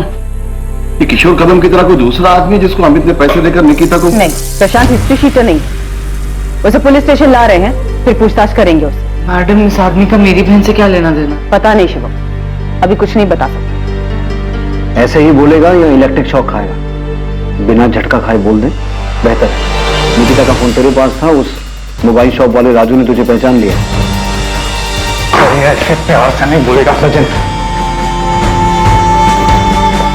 प्रशांत केलकर, निकिता के साथ वो सब तूने किया ना? मैं सही बोल रहा हूँ?